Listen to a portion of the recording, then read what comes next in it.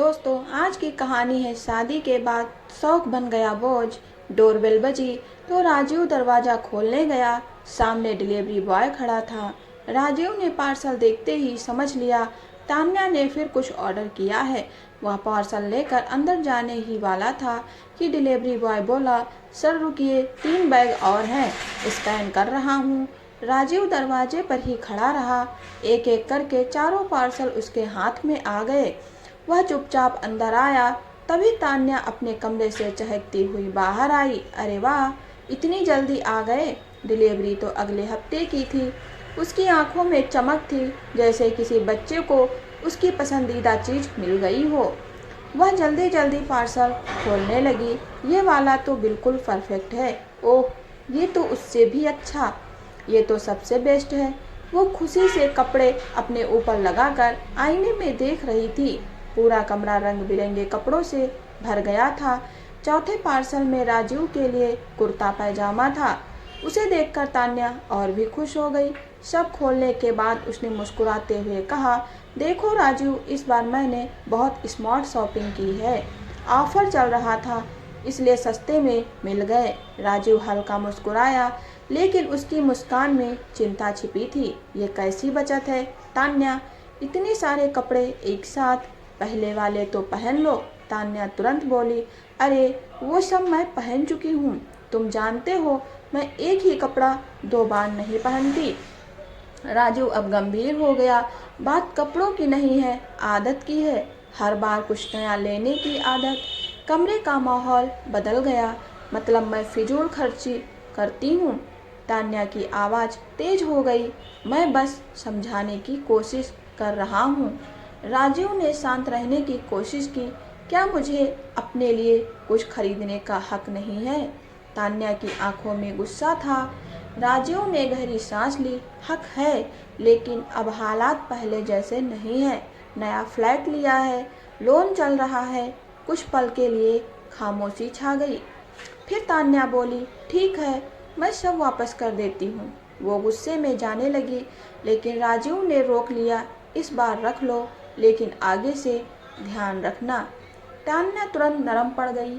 Thank you, आप हमेशा मेरी जिद मान लेते हो। राजीव मुस्कुरा तो दिया, लेकिन अंदर से जानता था ये झुकना अब भारी पड़ रहा है। दिन बीतते गए और पार्सल आते रहे। अब तो डिलीवरी बॉय भी पहचानने लगा था। सर, आपके यहाँ तो रोज कुछ आता है। राजीव बस मुस्कुरा देता। खर्च बढ़ते जा रहे थे, लोन, बिल, राशन और ऊपर से शॉपिंग। वो ओवर टाइम करने लगा। एक रात जब वो देर से घर लौटा, तान्या ने पूछा, इतनी देर, काम था क्या? राजीव ने बस इतना कहा, हाँ, थोड़ा प्रोजेक्ट चल रहा है। लेकिन सच्चाई यह थी, वह उनके खर्च पूरे करने के लिए खुद को थका रहा था। एक दिन उसने खर्च लिखना शुरू किया। फिर तान्या ने देखा, इतना क्या सोचते रहते हो, सब चलता रहता है। लेकिन राजीव के मन में सवाल था, आगे कैसे होगा? उधर तान्या सोशल मीडिया पर नई ड्रेस की तस्वीरें डालकर खुश थी। दोनों के बीच दूरी बढ़ने लगी। फिर एक दिन रविवार को भी राजू ऑफिस जाने लगा। तान्या ने नाराज होकर कहा, आज भी आपको मेरी कोई परवाह नहीं है? राजू रुका, उसकी तरफ देखा और धीरे से बोला, परवाह है, तभी तो ओवर टाइम कर रहा हूँ, ताकि तुम्हारे शौक पूरे कर सकूँ। ये शब्द सीधे तान्या के दिल में उतर गए। राजू चला गया और घर में सन्नाटा छा गया। तान्या ने चारों तरफ देखा, हर जगह कपड़े ही कपड़े। अलमारी खोली तो ढेर नीचे गिर पड़ा। वो फर्श पर बैठ गई। धीरे से खुद से बोली, क्या सच में मुझे इतने कपड़ों की ज़रूरत थी? उसकी आंखों से आंसू बहने लगे। उस दिन उसने शॉपिंग के लिए ना कहा। फिर उसने अपने कपड़ों को 3 हिस्सों में बांटा, जो रोज़ पहनती है, जो 1-2 बार पहने और जो कभी पहने ही नहीं। तीसरा ढेर सबसे बड़ा था, वह टूट गई। शाम को राजीव आया। तान्या उसके पास आई।